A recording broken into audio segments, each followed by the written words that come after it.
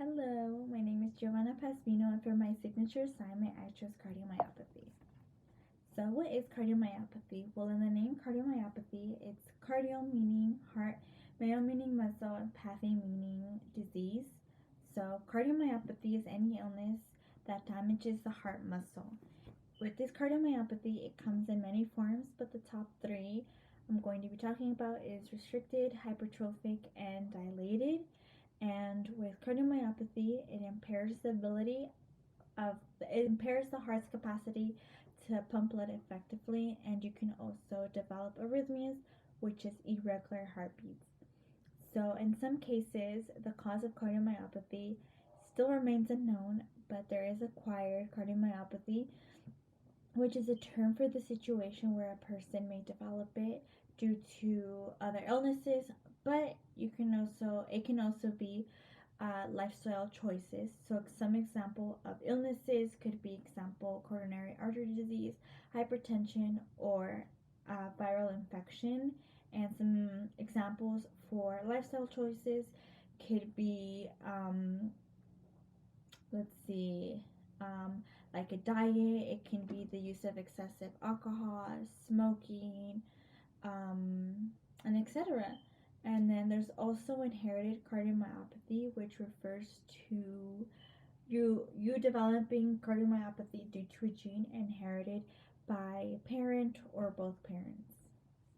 And then right here is the diagram, some risk factors for cardiomyopathy. There's some here that we mentioned already, and then some extra ones. So the first one is the dilated cardiomyopathy. So this is the most common type, and with this here we can see in the diagram that this is a typical heart and this is one that is dilated. And so right away you see this is the left heart ventricle. You see that it is swollen and it is big, and you also see this, the muscle, it's very thin. And so with this, the heart works harder to pump blood to other parts of the body organs. And so you see how big it is, right?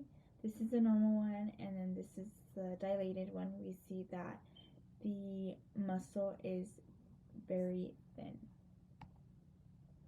And then there's restrictive. So this is a condition known as restrictive, meaning the heart muscle is very stiff, and so the blood can effectively pump blood, but it is, how do I say, it is unable to relax regularly. As something elastic, it's able to move freely, right? But if something is stiff, it's harder to kind of move. So it's harder to pump blood, or it's harder to rest because of how stiff it is. And so with this type of cardiomyopathy, the heart finds it more difficult to pump blood.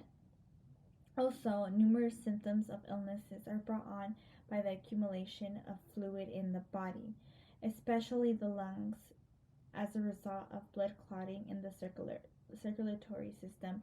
So right here in this corner number 4, we see building of fluid in the lungs, and then right here we see less blood supply to the body because of the pressure in this atrium. Lastly, there's hypertrophic cardiomyopathy. So with hypertrophic, right away when you see the diagram, you see the regular heart, and then you see one with hypertrophic cardiomyopathy. We see how small the left ventricle is, and we see how huge and how thick the muscle is.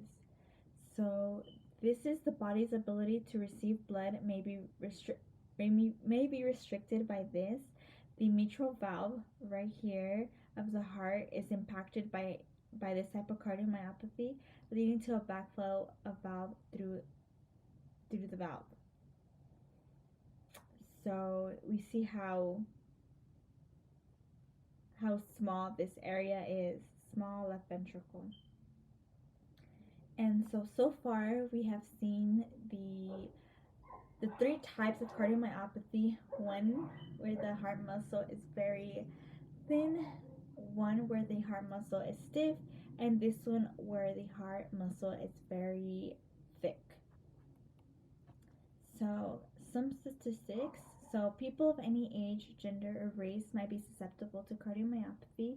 Many people in the US participate in lifestyle habits that increase their chances of getting cardiomyopathy, which would explain the large percentage of gang causes of disease. Poor diet, alcohol consumption, and inactivity are just a few of the factors. According to research by Global Data, the number of identified instances of cardiomyopathy in the U.S. is expected to be significantly higher in the U.S. compared to other countries around the world.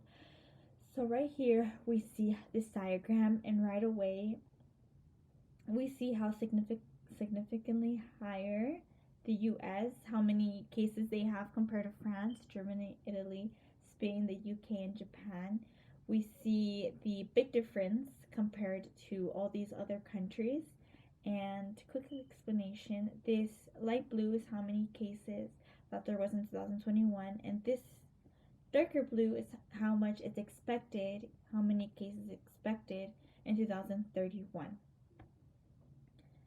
So, according to the report by the analytics company, the US is expected to have more than 2.3 million diagnosed instances of preventative cardiomyopathies in 2031. So, the physiology and symptoms. When you have cardiomyopathy, your heart muscle swells and may restrict the blood flow, depriving you of oxygen.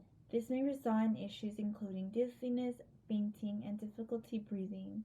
Additionally, there is a chance that your heart will become arrhythmic, meaning that your heart will not beat properly.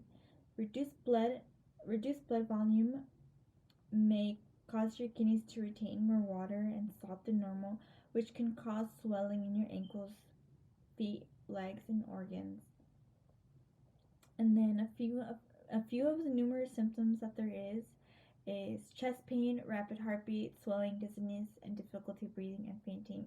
This is all due to the cardiomyopathy, the muscle either being too thin, being too stiff, or being too thick.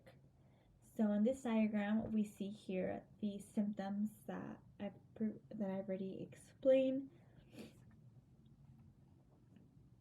Diagnosis and treatment. So, an examination and questioning regarding personal and family medical history will take place with you and your doctor, and then a diagnosis will be made. But um, there is blood tests, um, genetic testing, X-rays, um, cardiac echo, x-rays, EKGs, heart lung examination, and etc. ways that you can also see if you have cardiomyopathy. And so treatment, well, there is the treatment of cardiomyopathy. They're aiming to reduce the risk and complications. They want to control your symptoms, and they want to prevent your disease from getting worse. And among the numerous of treatments, there's medication, therapies, procedures, and surgeries.